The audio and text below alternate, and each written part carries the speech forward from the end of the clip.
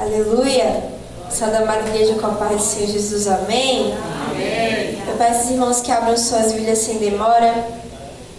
No livro de Filipenses, no seu capítulo 1, a partir do versículo 27.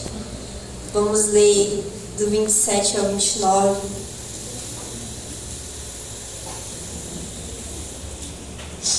Irmãos, eu confesso que estou muito nervosa. Parece que é a primeira vez que eu estou pregando.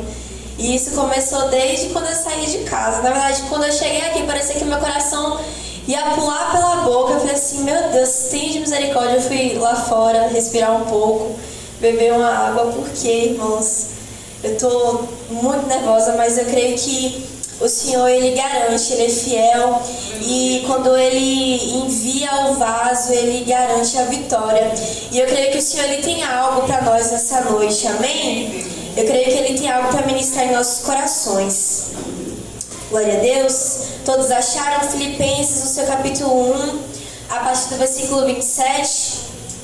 Amém? Aleluia. E a palavra do Senhor vai nos dizer o seguinte: não importa o que aconteça, exerçam a sua cidadania de maneira digna do Evangelho de Cristo, para que assim, quer que eu vá e os veja, quer apenas ouça a seu respeito em minha ausência, fique eu sabendo que vocês permanecem firmes num só espírito, lutando unânimes pela fé evangélica, sem de forma alguma deixar-se intimidar por aqueles que se opõem a vocês. Para eles isso é sinal de destruição, mas para vocês de salvação. E isso da parte de Deus, versículo 29. Pois a vocês foi dado o privilégio de não apenas crer em Cristo, mas também de sofrer por Ele. Mais uma vez, pois a vocês foi dado o privilégio de não apenas crer em Cristo, mas também de sofrer por eles. E a igreja se assenta glorificando o nome do Senhor Jesus. Amém? Irmãos, essa palavra é uma palavra que tem sido ministrada no meu coração há uns dias atrás, mas na quarta-feira foi o dia que foi um marco para que essa palavra ela viesse queimar no meu coração, a ponto do meu coração ficar inquieto e do meu espírito ficar inquieto, para que de fato eu venha colocar essa palavra em prática. E eu creio que ao final dessa ministração não vai ser diferente com alguns irmãos que estão verdadeiramente sensíveis a escutar a voz do Senhor neste lugar. Eu creio que através dessa palavra corações vão estar inquietos e espíritos inquietos para que de fato essa palavra venha a ser posta em prática em nossas vidas. E quando foi na quarta-feira, irmãos, eu me reuni com um grupo que eu faço parte, é o Projeto Redenção, é um grupo evangelístico. E nessa quarta-feira nós nos reunimos em comunhão para compartilharmos uns com os outros aquilo que o Senhor havia ministrado nos nossos corações ultimamente. E um amigo meu, ele começou a ministrar aquilo que o Senhor havia posto em seu coração, e é um pouco daquilo que nós vamos falar nessa noite. Ele estava falando da necessidade da igreja, da noiva do Senhor do século 21, de viver o verdadeiro Evangelho de Cristo. Não é um evangelho, irmãos, que nós apenas adquirimos aquilo que nós achamos que é bom para nós. Não é um evangelho que nós isolamos um texto e deixamos o resto para trás e dizemos eu concordo com isso, eu não concordo com aquilo. Não é um evangelho Nutella, entre aspas, que dizem por aí por fora. É um evangelho em que nós padecemos com Cristo. É um evangelho em que nós tomamos o seu sofrimento juntamente com Ele, para que de fato venhamos viver o verdadeiro evangelho. E às vezes, irmãos, nós estamos tendo muitos anos no Evangelho, muitos anos na igreja, e não sabemos nem ao menos qual é o significado da palavra Evangelho ou do que o Evangelho se trata.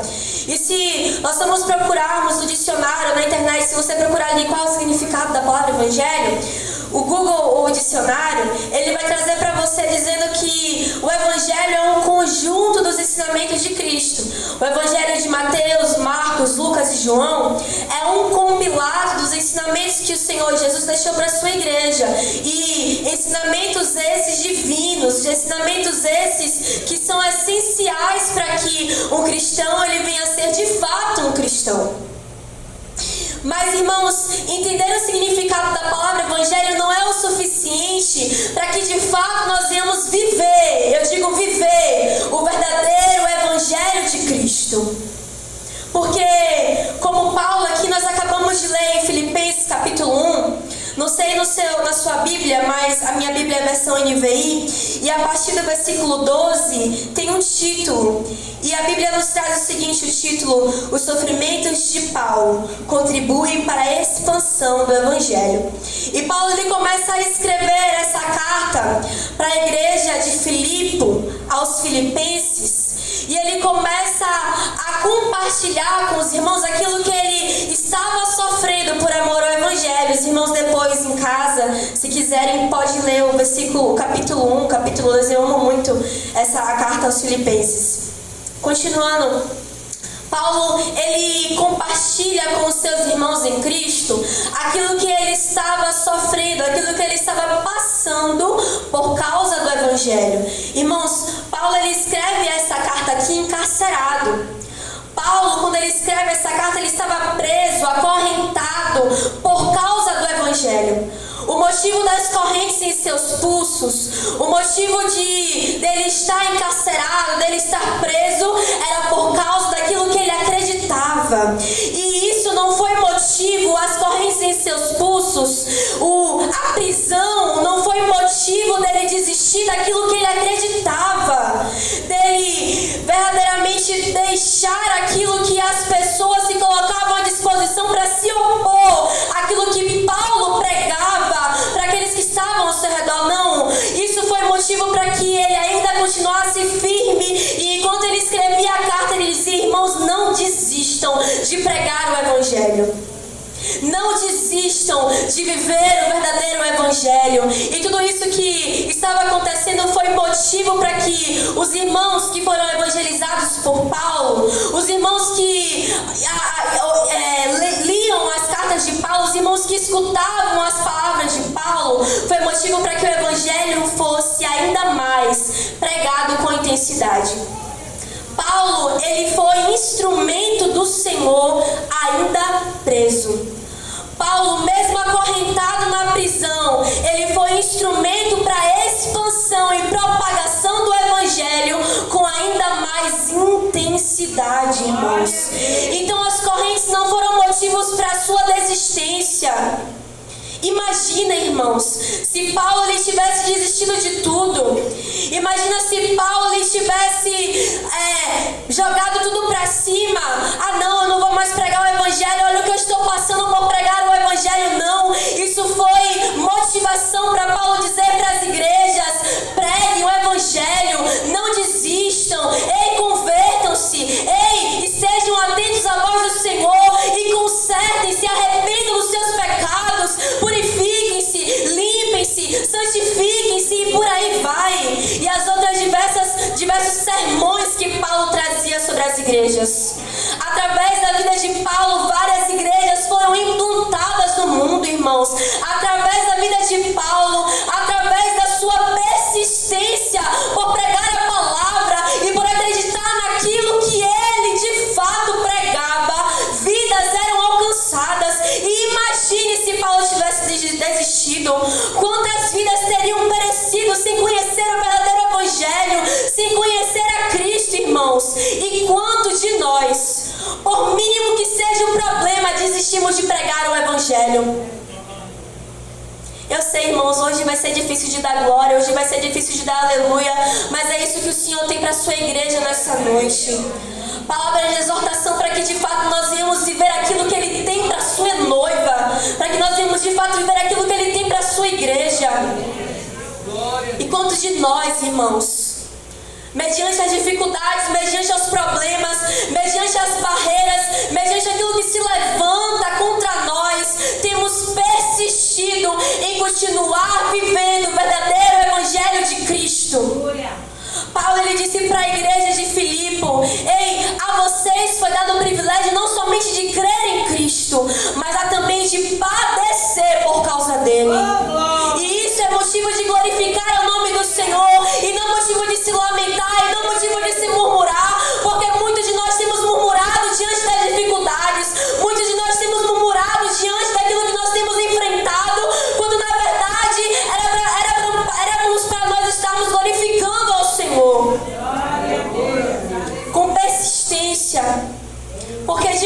irmãos, isso é verdade, não é falácia, não é palavras bonitas. Adorar é o segredo para qualquer outra coisa. Continuar na presença é o segredo para qualquer outra coisa. Porque é isso que torna o cristão forte. É dele que provém a força. É dele que provém a fonte, a energia, o combustível, para que nós venhamos continuar de pé, persistindo em pregar o Evangelho de Cristo e persistindo em viver o verdadeiro Evangelho. Não o Evangelho do eu acho, eu penso, e é eu. Não, nunca foi sobre você, sempre foi sobre Ele e sempre será sobre Cristo. E quantos de nós, irmãos, temos levantado para que de fato venhamos viver isso, todas essas coisas? E quando eu estava lendo essa passagem, o Senhor ele fala assim: filha, para que a minha igreja venha viver o verdadeiro evangelho que eu tenho para ela, é necessário que ela passe por algumas condições. E que condições são essas, Evelyn? São condições em que nós passamos por um funil para que de fato nós venhamos viver aquilo que o Senhor tem para nós. E passar pelo funil, irmãos, é difícil. Porque a palavra dele diz que a porta é estreita, mas é essa porta que nos leva à salvação. E melhor é passar por essa porta porque é pela porta larga que nos leva à perdição, irmãos. Então, o Senhor ele me disse algumas coisas e eu creio que é para a edificação da igreja. E ele me disse: Evelyn, o primeiro funil e a primeira condição que eu tenho é a renúncia. Lucas, no seu capítulo 9, a partir do versículo 23, irmãos, vai dizer: aquele que quer me seguir, negue-se a si mesmo, pegue a sua cruz e siga-me. E, irmãos, como eu disse no começo, o Evangelho não é o Evangelho do eu acho, eu penso. Eu concordo até com algumas partes da Bíblia, mas com outras eu já não concordo tanto. Ah, Evelyn, mas eu concordo com isso, eu concordo com aquilo, mas com isso aqui, o que está escrito aqui me incomoda, me machuca, me dói. Então eu prefiro não viver essa parte. E eu quero te dizer que você não está vivendo o verdadeiro Evangelho de Cristo. Porque o que tem acontecido na nossa geração são louvores de eu. São pregações de você pode, você é brilhante. São pregações de, para passar pelo iPhone 11 é necessário passar pelo iPhone XR primeiro. Alguns entenderam, outros não, mas amém. Irmãos, não são uma geração que tem pregado de fato o verdadeiro evangelho. Não são profetas, não são pregadores, são coaches que pregam aquilo que para amaciar o seu ego, para engrandecer o homem e não engrandecer aquele que criou o homem, para engrandecer o vaso e não engrandecer o oleiro. E pode o vaso dizer o oleiro que ele pode fazer? O Senhor nos pergunta isso nessa noite, igreja.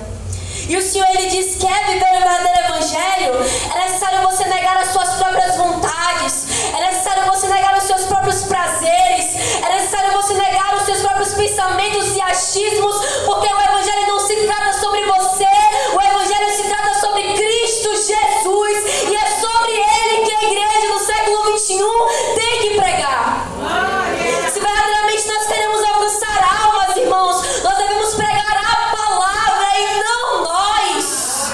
Porque de nós nada sai, irmãos, de nós sai algo bom, mas dele sai algo bom, sai algo perfeito, sai algo agradável. Ele é a origem de todas as coisas, é sobre Ele que nós devemos pregar. Então por que nós temos pregado sobre aquilo que nós pensamos e sobre aquilo que nós achamos?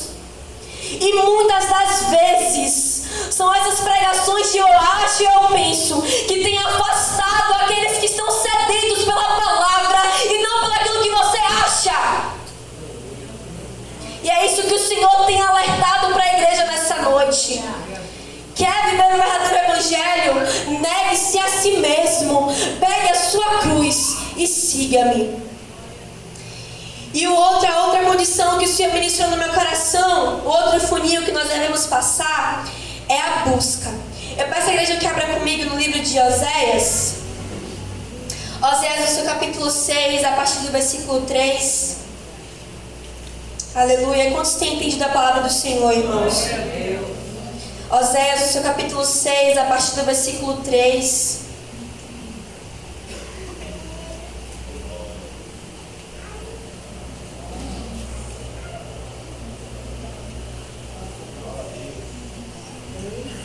Amém, irmãos? Oséias, no seu capítulo 6, a partir do versículo 3. Só a parte A. Todos acharam? Amém, igreja? E a palavra do Senhor diz assim: conheçamos o Senhor e prossigamos em conhecê-lo. Ou em outras versões diz: conheçamos o Senhor e esforcemo-nos por conhecê-lo. Irmãos, a busca. A busca é uma das condições que nós temos que passar para que de fato nós venhamos ver o verdadeiro evangelho. E por que, Evelyn, a busca é necessário para que a igreja do Senhor venha viver o verdadeiro evangelho? Porque, irmãos, sem buscar a face do nosso Senhor Jesus Cristo, sem a condição da busca, não há como conhecer o verdadeiro evangelho. E eu digo de uma busca, não nos cultos de terça, não nos cultos apenas de quinta, não na Santa Ceia do Senhor, não nos cultos de domingo, mas é uma busca constante. Uma busca de conhecer e prosseguir em conhecer. Uma busca de conhecê-lo e se esforçar para continuar conhecendo a Ele. E às vezes a igreja do Senhor, ela se encontra tão confortável nos cultos de terça, nos cultos de quinta e nos cultos de domingo, que se esquece que é necessário conhecer ao Senhor dia após dia, de domingo a domingo, até que Ele venha. É necessário, irmãos, buscar por aquele que escreveu a sua palavra. É necessário, irmãos, conhecer aquele que criou todas as coisas. É necessário, irmãos, ir até a fonte para que outras vidas venham ser alimentadas. Porque, como eu disse, Ele é a origem. E se eu não buscar em conhecer a origem, do que é que eu vou conhecer? Ao mundo. Porque se eu não tenho buscado alimentar o meu espírito, então eu tenho buscado alimentar a minha carne, querendo ou não. Porque quando eu digo, não, depois eu oro. Senhor, tu sabes, essa frase, irmãos, é retada para ficar na nossa boca. Senhor, tu sabes que eu estou cansado. Senhor, tu sabes o quanto eu trabalhei hoje. Não, o Senhor me entende. É outra frase que é retada para ficar no nosso lábio. Senhor, tu sabes, Jesus, tu entendes, Pai. Então eu não vou para o culto de terça porque eu estou cansado. Senhor, eu não vou ler a Bíblia na segunda porque eu estou cansado. E por aí vai. E depois eu faço, e depois eu leio, e depois eu oro, e depois eu jejum. Até, irmãos, que nós nos encontramos totalmente frios. Uma ventania passa e apaga o fogo abrasador que estava em nossos corações. Tudo isso porque nós deixamos de buscar, de conhecer e prosseguir a conhecer aquele que é a fonte de todas as coisas. Aquele que é a fonte da nossa alegria, aquele que é a fonte do nosso amor, aquele que é a fonte da nossa força. É Ele, irmãos, é Ele, é o nosso Pai, é o nosso Abba, é o nosso amigo, é o nosso Deus. É pela busca que nós conhecemos o Criador. Como é, irmãos, que eu vou passar um conteúdo que eu não conheço? Como é que eu vou alimentar outras vidas se eu não tenho me alimentado? Se eu não tenho tido do que alimentar outras vidas?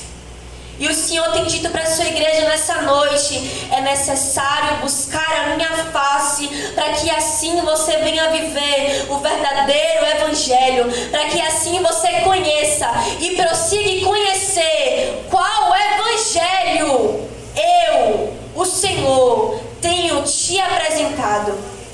Amém, irmãos? E o último, calma que a palavra não acabou ainda não. Misericórdia, Senhor. Pior que não tem nem como eu sair de fininho, que eu vou ter que esperar o pastor me levar para casa. Mas amém. O terceiro tópico, irmãos, a terceira condição que o Senhor nos dá nessa noite é o serviço. Eu peço a igreja que abra comigo em 1 Coríntios. Aleluia. Hoje nós estamos passeando pela palavra. 1 Coríntios, no seu capítulo 15, versículo 58. 1 Coríntios, esse é o capítulo 15, a partir do versículo 58, todos acharam? Amém? E a palavra do Senhor nos diz o seguinte: portanto, meus amados irmãos, mantenham-se firmes e que nada os abale. Sejam sempre dedicados à obra do Senhor, pois vocês sabem que no Senhor o trabalho de vocês não será inútil. E outras versões está: portanto, meus irmãos, sedes firmes, constantes e abundantes, sabendo que o trabalho de vocês no Senhor não é em vão. E, irmãos, o Senhor, Ele não criou ninguém para ficar sentado no banco de igreja. E quando foi hoje pela manhã, eu estava na consagração que teve lá na igreja, e quem pregou foi o pastor Lucas Carvalho. E ele pregava para que o Senhor cresça em nossas vidas, é necessário que nós íamos nos diminuir. E Ele vai te usar, e Ele vai isso, Ele vai aquilo. E eu falei assim: pô, Senhor, mas eu não quero. Senhor, eu queria só, pra mim, só louvar, tava ótimo, tava de bom tamanho. Ou então, Senhor, só ficar sentadinha no meu canto. E aí, irmãos, quando eu pego a palavra hoje de tarde, o Senhor me vem: serviço. Eu não criei ninguém para ficar esquentando o banco de igreja. Eu criei vocês para serem meus filhos, sim, mas para me servirem e servir a minha noiva amada.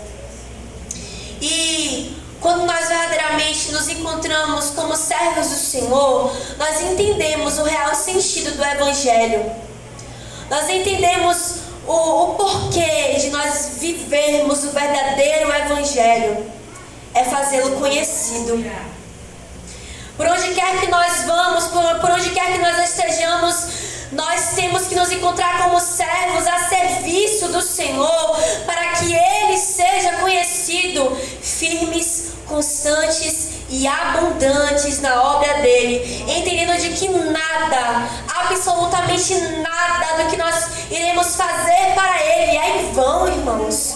Ele tudo vê, Ele contempla, Ele está nos céus contemplando as suas obras, vendo aquilo que você tem se esforçado para fazer por causa dEle, por amor a Ele.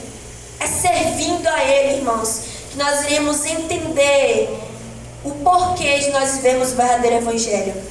Então são essas três condições que nós temos que ter: a renúncia, a busca e o serviço. E puxando o gancho do serviço, irmãos, o Senhor iniciava no meu coração: Evelyn, quem se encontra à disposição do Senhor para servi-lo, ele não se esconde de jeito e maneira alguma. Ele não se encontra às escondidas, ele não fica dizendo: Senhor, eu não quero. Mas muito pelo contrário, ele diz: Senhor, eis-me aqui, envia-me a mim. Eu tenho lábios impuros, eu habito num povo de impuros lábios, mas eu declaro: Senhor, eis-me aqui, envia-me a mim. Então aqueles que querem viver o verdadeiro Evangelho, eles não se escondem, mas eles se encontram dispostos a fazê-lo conhecido, por onde quer que estejam. Eu peço a igreja que abra comigo no livro de Êxodo. Êxodo no seu capítulo 3. Êxodo no seu capítulo 3, a partir do versículo 10.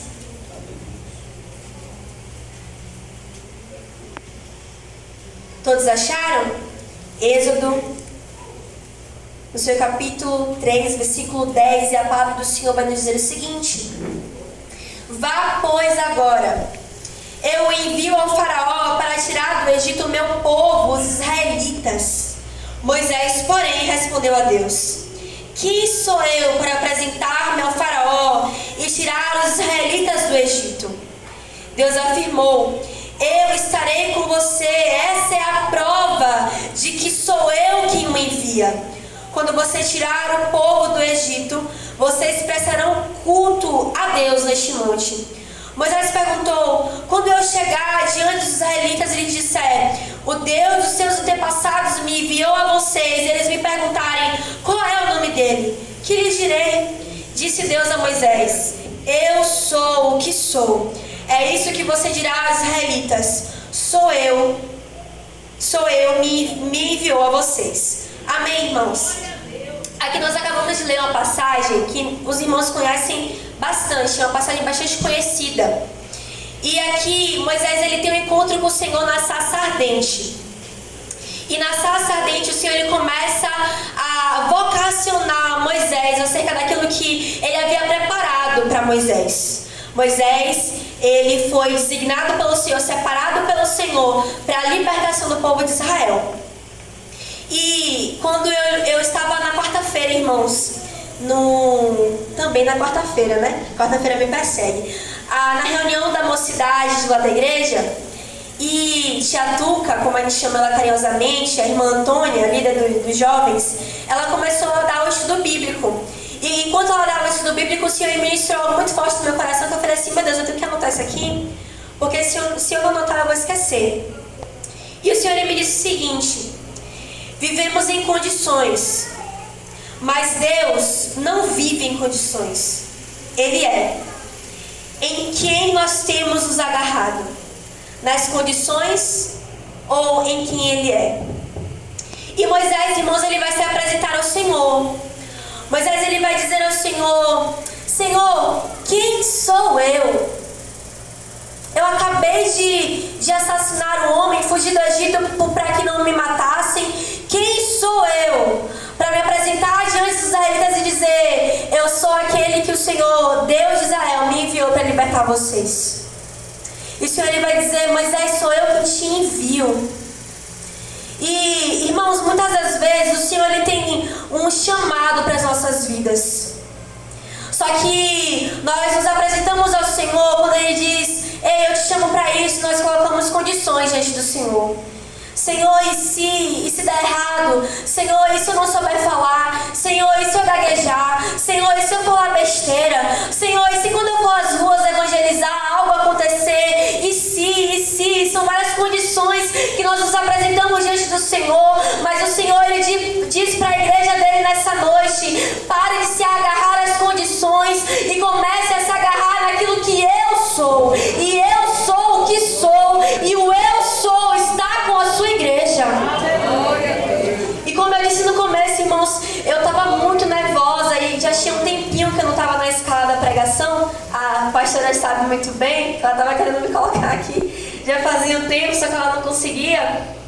E isso aqui, pra mim, nunca vai ser algo que eu vou me acostumar, irmãos, porque eu nunca me imaginei aqui em cima pregando a palavra do Senhor. Pra mim, eu ia ser que nem o meu pai e o meu irmão, ia louvar, e pra mim estava tudo ok. Mas o Senhor, Ele me chamou para algo diferente. E quando o Senhor ele se apresentou a mim acerca da sua palavra, e quando foi a primeira vez que eu fui pregar, foi aqui em Parque São Paulo, inclusive. Mas a outra vez que eu preguei foi em um congresso dos jovens, e eu quase largava tudo. Falei assim: Senhor, eu não vou conseguir. Irmãos, eu estava muito nervosa no dia, e eu me tranquei no meu quarto o dia todo. E eu falei assim: Senhor, eu não vou conseguir. Senhor, como é que eu vou pregar? Jesus, eu não sei como é que eu vou falar. E a palavra estava no meu coração já, irmãos. O Senhor já havia mencionado no meu coração. Mas eu falava: Senhor, eu não consigo. Senhor, eu vou gaguejar. Senhor, os irmãos vão rir da minha cara. Senhor, eu vou falar errado. E Senhor, e isso e aquilo. E colocando várias condições diante do Senhor. Mas quando foi antes do culto acabar, no culto foi sábado e domingo, antes do culto de sábado acabar, eu tava assim, né? Senhor, e se eu falar errado e eu não vou conseguir? E eu vou falar pro pastor ir pregar no meu lugar? E aí, quando eu tava calçando um sapato, indo pra casa já, uma irmã, ela parou na minha frente e falou assim: por que é que você tem se desesperado? Irmãos, o meu olho na hora encheu d'água. Porque eu não estava esperando por isso, já estava indo para casa. E ela falou assim: sou eu quem te chamou e sou eu quem te uso. Então vá sem medo, porque eu estou contigo. E assim também não é diferente conosco. irmãos, conosco, nós, na igreja, em geral, com totalidade. Às vezes nós nos apresentamos ao Senhor: Senhor, quem sou eu? Nos encontramos como Isaías, né? Falamos: Senhor, eu sou um homem de impuros lábios e habito em um povo que também tem impuros lábios. Mas logo depois, irmãos, que Isaías viveu aquela visão com o Senhor, ele disse: Senhor, eis-me aqui, envia-me a mim para fazer a tua vontade. E quanto de nós, irmãos, temos deixado de nos agarrar às condições e verdadeiramente nos agarrarmos àquele que nos envia, aquele que garante a vitória, aquele que põe as palavras em nossos lábios. E o Senhor levanta em Adonai Parque São Paulo pregadores, evangelistas, levitas, para fazer a vontade dele. O que nos falta, irmãos, é coragem. E os covardes não reinarão o reino dos céus, irmãos. O Senhor não pôs em nós um espírito que nos escraviza, irmãos. Esse espírito já não está mais sobre nós, mas agora, através do sacrifício de Jesus Cristo, nós temos um espírito que nos torna filhos e que hoje nós podemos clamar: Abba, Pai. Como um sinal de intimidade com Ele, como um sinal, irmãos, que não precisam mais de um sacerdote para ir até o santo lugar, para fazer petições por minha causa, mas eu posso dobrar os meus joelhos no meu quarto e clamar pela presença, e ali o Senhor pairar e se fazer presente, por causa daquilo que Cristo fez por amor a nós. E quando, igreja, quando nós iremos parar de nos agarrar a essas condições do Senhor e se para de se agarrar às condições e se agarre ao Senhor, porque não é você que é capaz, mas Ele capacita aquele que é incapaz. Ele faz os improváveis prováveis. Ele escolhe as coisas loucas do mundo para confundir as sábias. Assim diz a palavra do Senhor, irmãos. Não sou eu quem falo, mas é a palavra. É o próprio Deus que declara isso tudo em sua palavra. Então que verdadeiramente nós íamos parar de nos agarrar às condições dos ICs e verdadeiramente se agarrar àquilo que Ele é. Em Ezequiel, no seu capítulo 22, a partir do versículo 30, Ezequiel, no caso o Senhor, através da vida de Ezequiel, vai dizer para o povo de Israel: eu procurei entre vocês alguém que se encontrasse na brecha a favor dessa terra e a favor a mim, mas não encontrei. Eu peço a igreja que abra comigo Ezequiel, para não ficar nas minhas palavras. Ezequiel, no seu capítulo 22, a partir do versículo 30. Aleluia. Glorificado o nome do Senhor Jesus. O Senhor está aqui neste lugar, igreja. Amém? Quantos creem nisso? Ele está falando no nosso meio. Aleluia. Só Tu és santo, Jesus.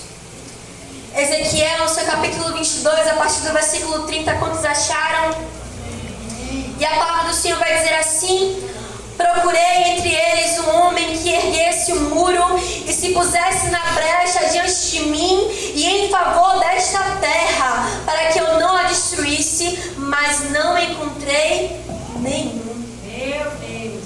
O Senhor, Ele procurou diante do povo de Israel, do povo de Jerusalém, alguém em favor a Cristo, em favor a Deus e em favor àquela terra, em favor àquele povo, mas Ele não encontrou nenhum na brecha, não encontrou nenhum à disposição de fazer a vontade do Senhor. E o Senhor, igreja, como Ele tem olhado para nós nessa noite, será que de fato Ele tem encontrado um servo? Será que de fato Ele tem encontrado uma serva, um vaso, que tem se encontrado à disposição para ser usado pelo oleiro, para ser usado pelo Criador, para ser usado para a honra e glória do nome dEle, e para que Ele seja conhecido entre todos que estão ao nosso redor? Glória a Deus! Irmãos, o Senhor, Ele traz na sua palavra diversos personagens bíblicos, diversos, que trazem a nós um exemplo de verdadeiramente não se agarrar às condições, mas se agarrar àquele que é e àquele que garante, irmãos. Daniel, ele foi acusado de morte. Daniel, se você não parar de orar, você vai morrer. E Daniel, ele fez o quê? Daniel desistiu de orar?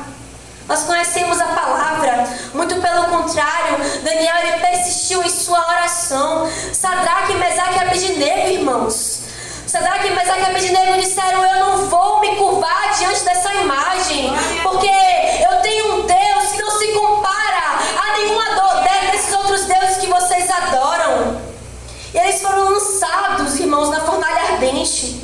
Eles não se agarraram à condição de: e se nós morrermos? O que será de nós? Eles falaram: não, eu não vou me render, porque eu tenho um Deus que vive e que de fato existe.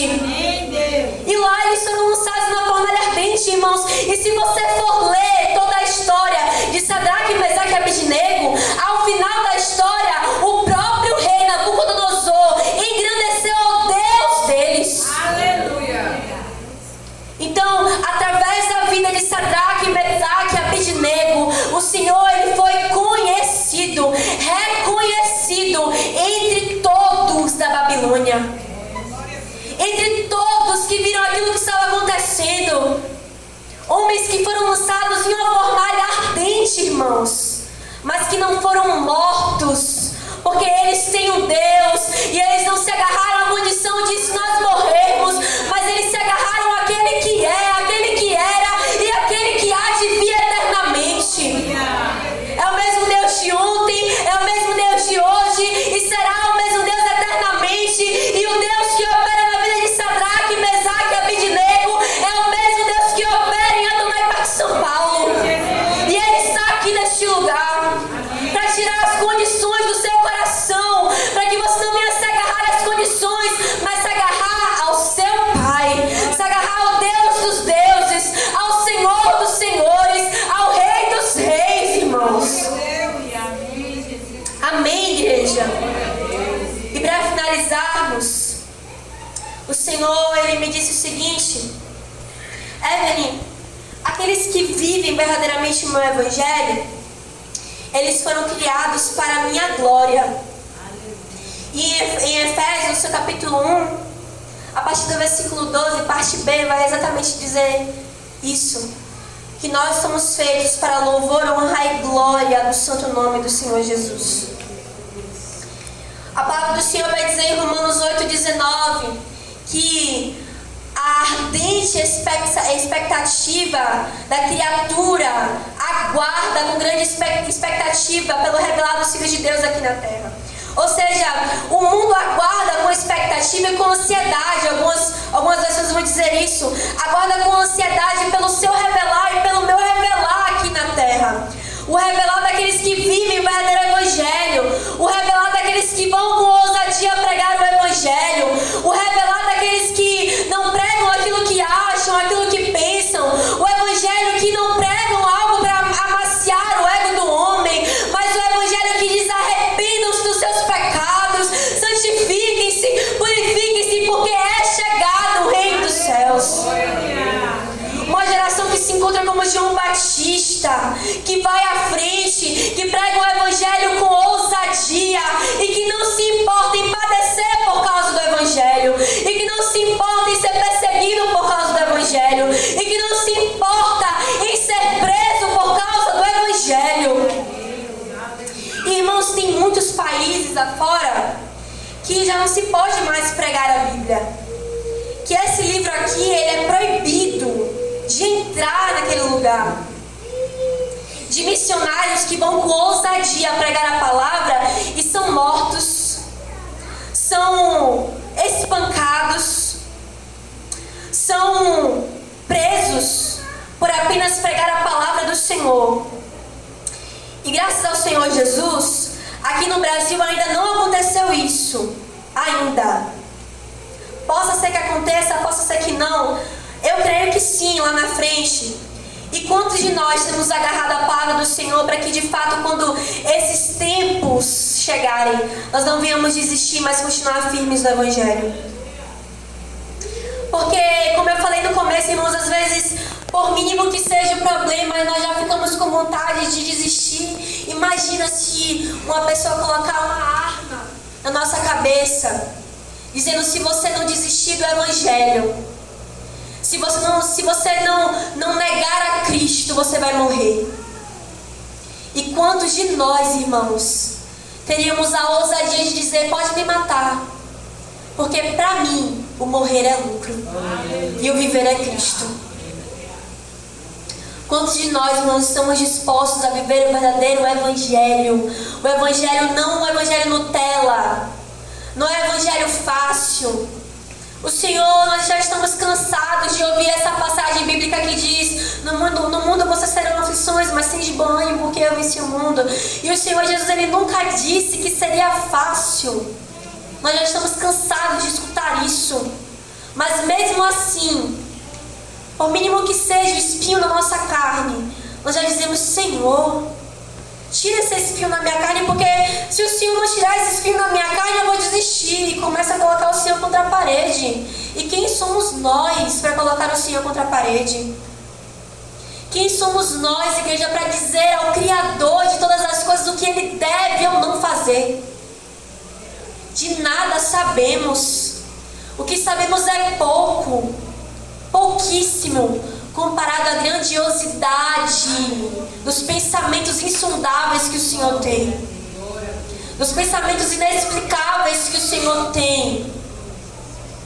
Nós somos feitos para a honra e glória do nome dEle. Então, o que é que tem te impedido de viver e de pregar esse verdadeiro evangelho?